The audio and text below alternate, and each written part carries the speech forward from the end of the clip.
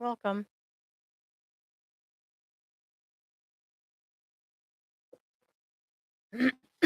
Feel free to say hello.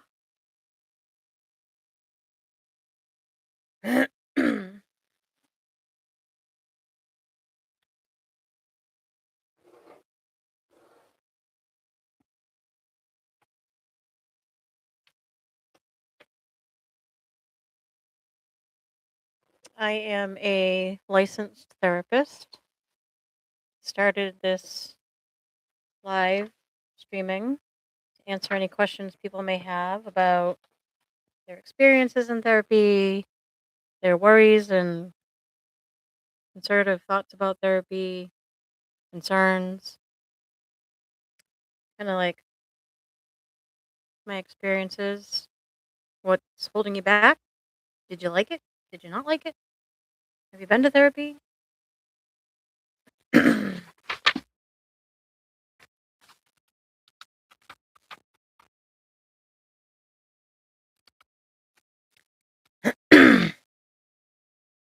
Feel free to ask almost anything. Although I cannot do therapy online. This is not for therapy. This is about therapy, if that makes sense. A lot of people don't go because they're worried, concerned, never did it, have some anxiety over it, bad experience in it.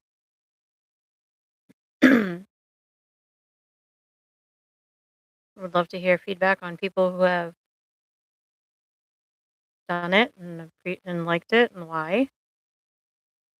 Was it a good fit? Did you have to go through a few therapists before you found one that was a good fit? Feel like you got anything out of it?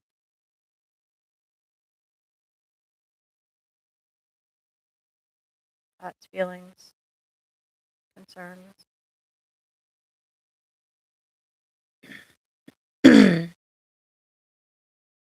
Talk about something unrelated? I'm okay with that too. Doesn't always have to be therapy. Or some of the things you do that make you feel better. Coping skills, hobbies, comfort zones.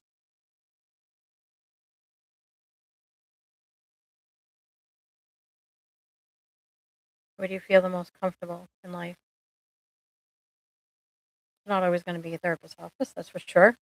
But hopefully it is sometimes.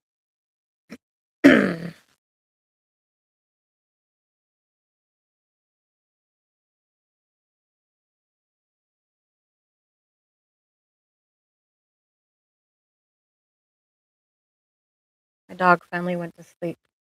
She was barking up a storm. Brought her out. Now she's all happy.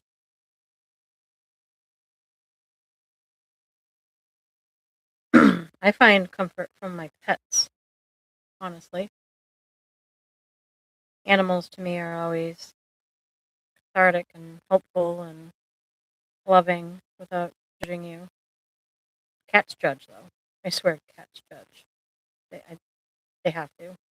I definitely know birds judge. Just because you own a bird doesn't mean it loves you. They're weird like that. Tropical birds, that is. You can own a bird for 10 years and they hate your guts.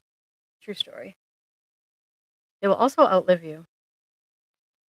Tropical birds live 90, 100 years and plus, depending on the bird itself. Imagine that. Your pet outliving you.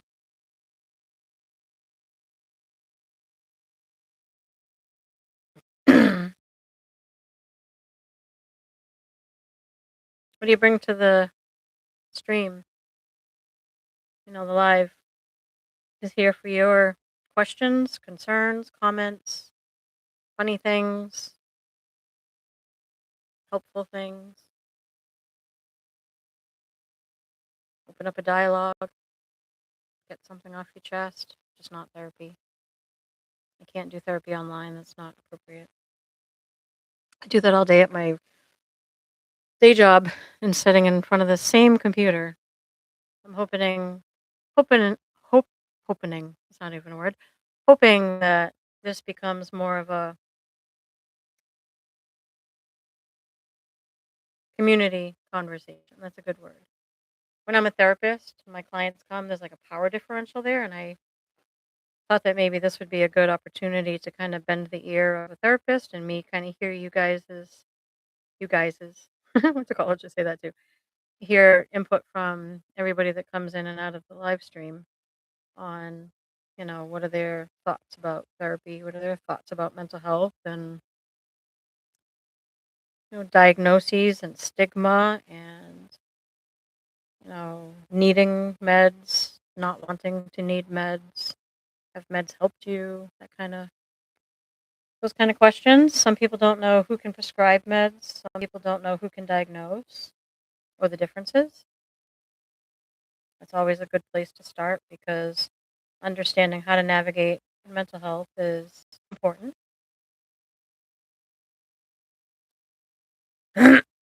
What else? What can be expected in therapy? What is what does a therapy session look like? What does an intake feel like? When do you start trauma work? Is a good question. Let's see what else. Is everybody gonna feel comfortable with every therapist they come into contact with?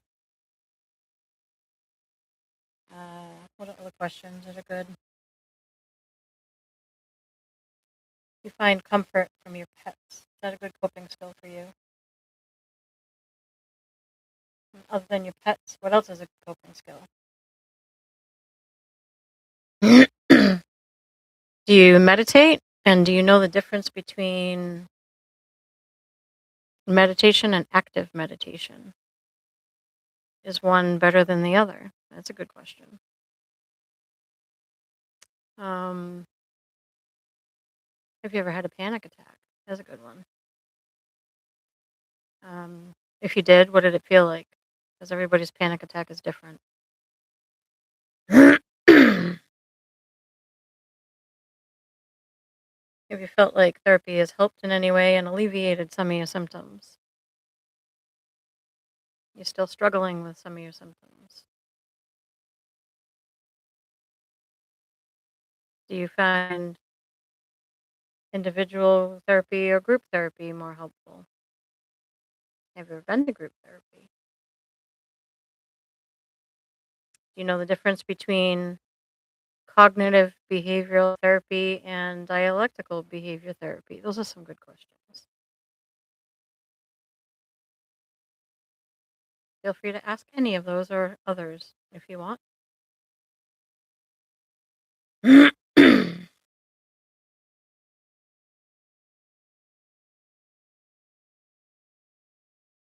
just having the opportunity to talk to somebody who's a licensed therapist so that it doesn't feel so awkward. I don't mind being the face of an introduction into what it's like to talk to a therapist, you know? That helps. Takes the edge off. I know some of the questions I received in previous lives is, you know, how do I get over feeling like they're just seeing me because I pay them? Isn't this just a job to them?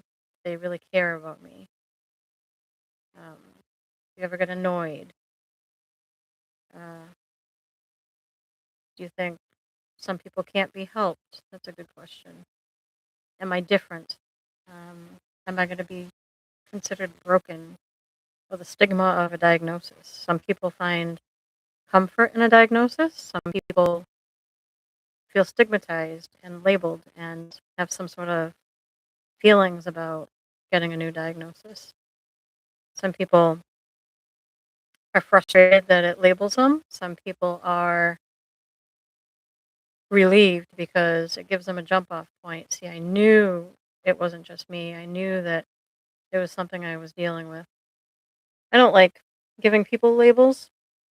I think we have to for insurance, but we're really treating the symptoms and not a diagnosis, right? It's just a common language for us to understand what a diagnosis is. Common language for your doctor, your therapist, your family, yourself, um, your prescriber, your insurance company. Like, if we're all speaking the same language, we get kind of the gist of what we're dealing with. That doesn't mean that different people don't give different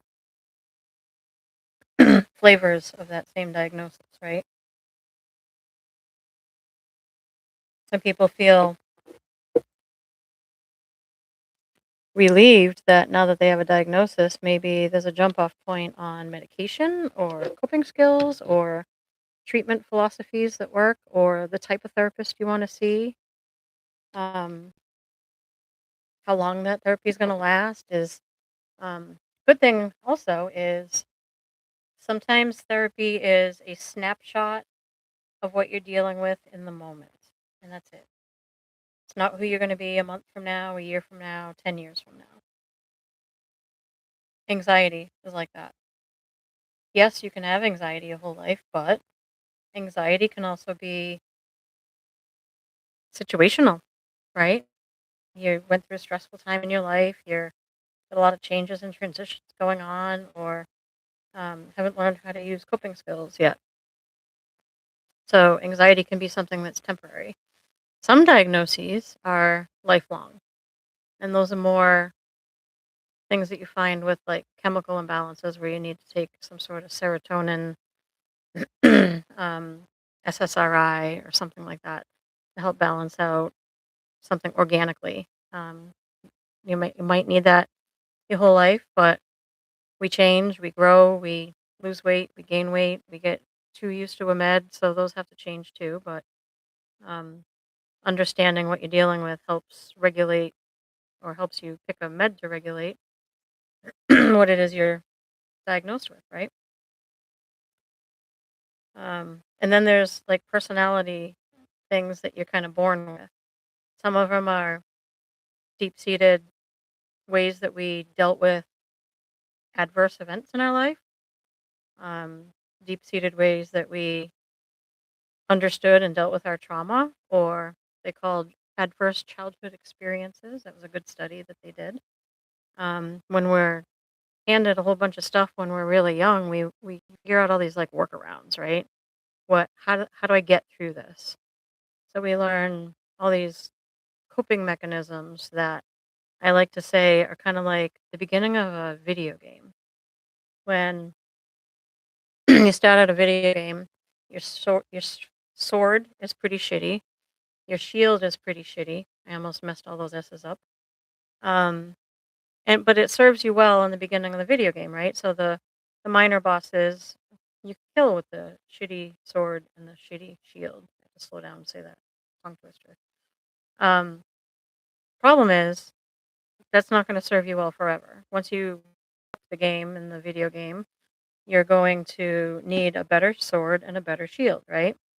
If you'd use that philosophy towards childhood trauma, the workarounds you used through childhood, adolescence, and maybe even early adulthood helped you, served you well, right? It was the workaround you needed. Was it the best? I don't know, but it helped you. For instance, um, not causing um, chaos by conflict, right? You avoid conflict, or you isolate, or you don't tell people how you feel, or you um, internalize all your feelings. Maybe addiction, or food addiction, or self harm, even, right? All of those can be coping skills that you use in the beginning of that video game. Hear me out. It helped.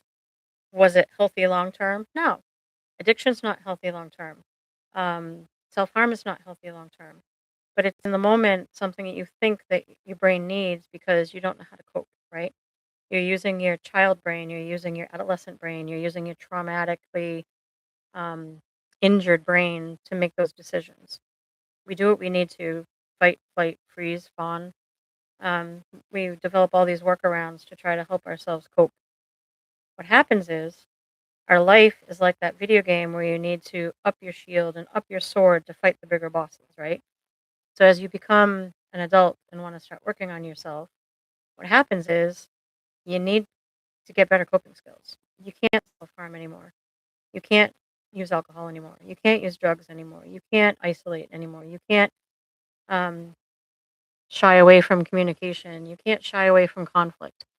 All these things you kind of have to develop better skills in order to be a healthier person and fight the big boss of life, and become healthy through all that. So through that trauma, it teaches us that it's okay to have whatever worked, but it's not going to work forever. Alcoholism is just a coping skill. Did it help you in the beginning? Sure. But long term, it's not going to help you.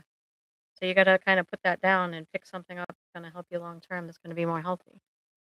Same thing as a video game. You got to trade the shitty sword and the shitty shield in for better armor. Same with coping skills.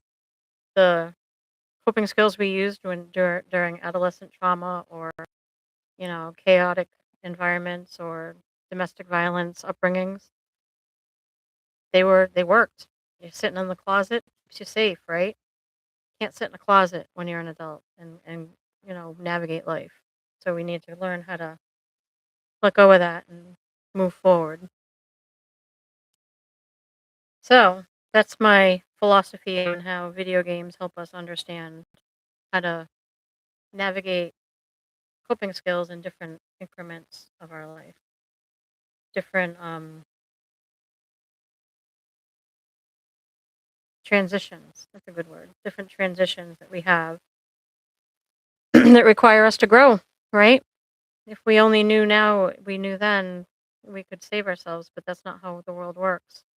We kind of need to go through that beginning stage and learn from it, and then get better at it and learn from it, and then progress and learn from it. And then pretty soon, after we do that a few iterations, we're standing on the other side with much better coping skills. Yeah, but you had to start somewhere. So never fault yourself for having poor coping skills. Never fault yourself for having to get through something that you were trying to navigate that was difficult, because you're sitting here today because you made it through. And appreciate yourself for that. That's growth. That's self love, learning how to do that. And when we tear ourselves down and think that we failed, or we're weak, maybe we had to be weak. Maybe weak was safe. So don't ever put yourself down for what you needed to do to get through something. But don't stay there either. Learn from it, grow from it, and come out on the other side more knowledgeable and healthier. That's important. Let's see what else. I love that video game analogy. Funny. came to me once, and I was like, "Oh, that makes perfect sense." I'm the analogy queen, by the way. So I think in pictures when people say things to me, I think of ways to describe the theory without using all the emotionally heavy words. I give, like, suppose I'm working with a husband and a wife. Instead of talking about their problem, I use an analogy of something adjacent so that I can take them out of their emotions, but they can see the picture from a non emotional standpoint. So as I'm using the analogy, it allows them to step outside of their emotional conflict that they're dealing with and see the theory of what it is I'm trying to explain. So I'm the analogy queen of sorts. You'll find if you visit a lot of my lives that I do that a lot. It's almost like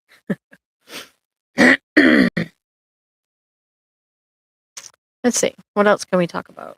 Um,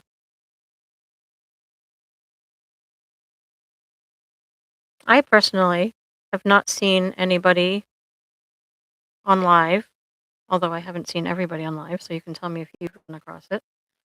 Have you run across a therapist sitting here doing a Q&A or just introducing theories and ideas and the philosophy of therapy in a way that introduces people that may have some sort of reservation or don't know much about it or never looked into it or had a bad experience with it?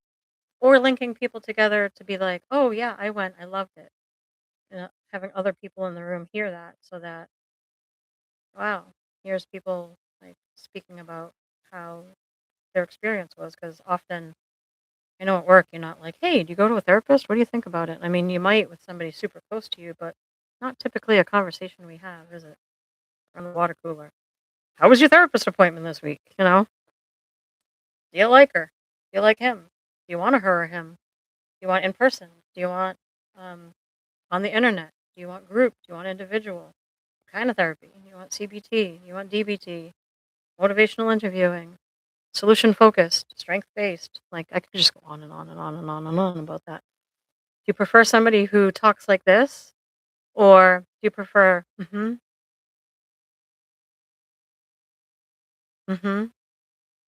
Some people like that. I don't know. That's not me. I don't. I'd be bored. I can't even pretend to act like that. Um, what kind of do you want somebody who's super polished and super professional, or do you want somebody in a NASCAR sweatshirt? I don't wear this to work.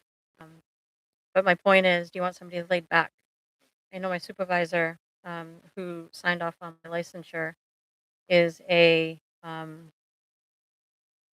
licensed MLADAC, like me, master's licensed alcohol and drug addiction counselor, an LCMHC like me, which is a licensed clinical mental health counselor. She also does movement and dance therapy, and she does hypnotism. I think I said that right. Hypnotism. So she's the type of person that will like dance into the room with a scarf and take her shoes off and sit like an Indian, and that's her. That's her personality. We're supposed to be authentic and show you our personality. Would you be okay with somebody kicking off their shoes and sitting like an Indian style, or um, somebody who like flows into the room all flowy and dancy, like with a scarf trailing behind them, kind of like it's a ribbon, doing the ribbon dance? That's who she is. I am a Heyoka therapist. I'm not going to get into that too much, but that just means I use humor in very effective ways that tend to disarm people, and some people like that. Like my humor, well placed. I've had the ability to like give humor to therapy about somebody's loved one passing. We were laughing hysterically. You can't fake it. It has to be authentic. But that's just the type of empath I am. If you come to more of my lives, you'll see a little bit of that come through, so you'll know what I mean, but hard to describe. Um, Look at it as like, here's another analogy. It's kind of like the court jester, right? The king always has the court jester in the courtyard, trying to make him laugh at all the dinners. Well, as a therapist, I also use humor to disarm people and create connection and create sense of comfort, right?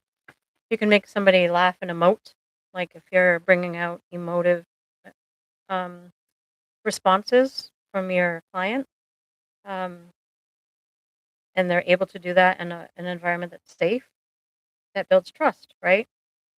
Laughing is one of the first ways to do that, because then there's crying and anger, and it's okay to. I've had people come into my office super angry, not at me. I just let them be angry. Um, so allowing those emotions, I think laughter is a good segue into allowing some of those emotions to come out safely. Could you ever walk into your therapist's office and be very angry and let all that out? Yelling, crying, swearing. Um, just let some of that rage out. I've actually given homework, believe it or not, to go to a smash room. How do you guys let out your anger? Not so good to hit a wall. It breaks your hand. But they now sell those like things where it lights up like Simon Says, and you just punch each of the lights to the music. That's helpful. Obviously, punching bags, um, the boxing bag, the long punching bag. I don't know the technical names of those, but those are always helpful.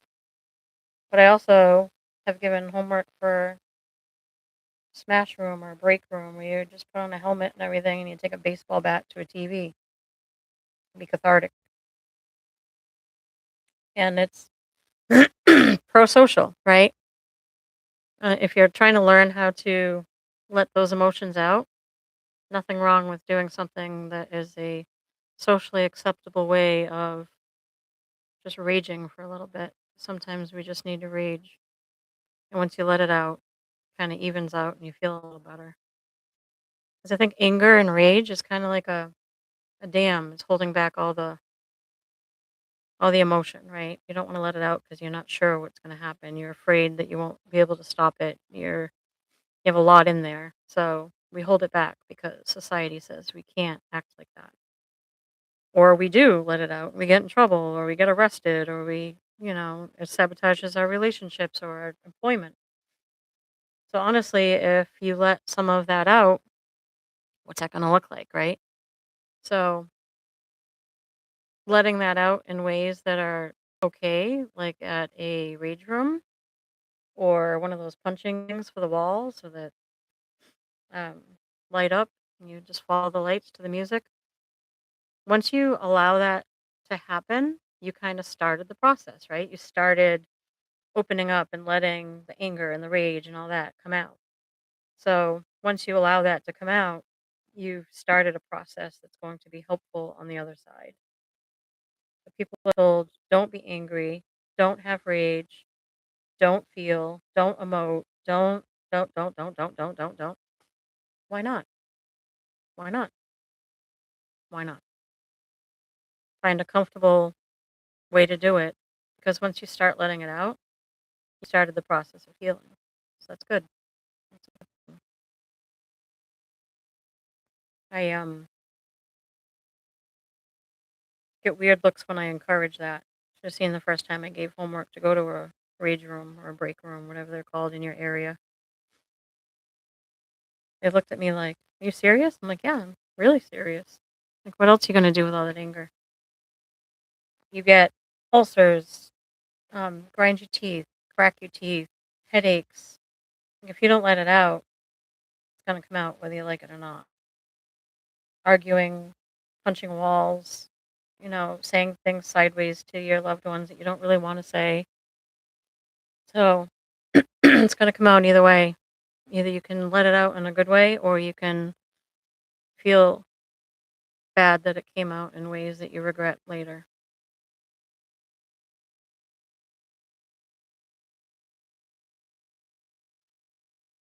Because we can't,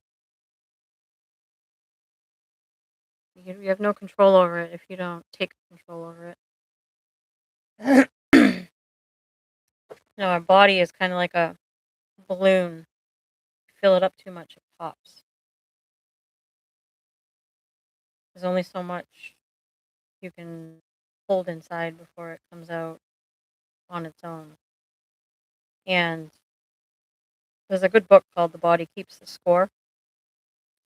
And it talks a lot about how you might think that you're handling things fine, but if you don't deal with it, it's going to wreak havoc, whether or not it's your mental health, your physical health, or both, right?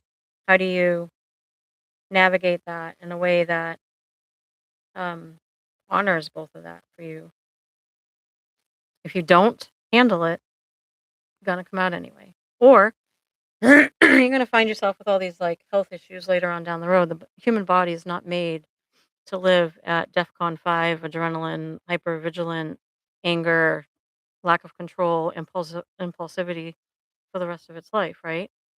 Kind of have to get a handle on it or it will overrun you.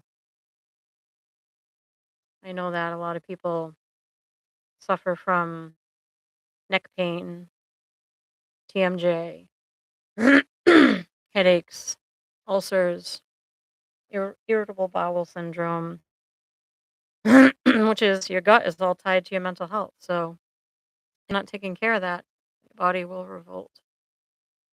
If you're leaving all that adrenaline in there, it's gonna come out somehow. There are ways to let it out on your own, and you'll learn that with a therapist. There are ways that you can mitigate and manage how it comes out in ways that you're comfortable with. In the beginning, it might feel like you opened a floodgate and comes out all sideways, and that's okay. That's important. That initial part is super important because if you stuffed it with alcohol, if you stuffed it with not talking about your feelings and isolating or not communicating, it didn't go anywhere. It's all still there. So if you stuffed it all, it's gonna come out. So when you decide to let it out, the beginning, and I promise you it's only temporary, the beginning is a little bit difficult, but necessary because once you start letting all that out, it evens out. When you open the floodgates, all the waters come out. But then what happens after you leave them open? Everything comes out nice and smoothly. Same with your emotions.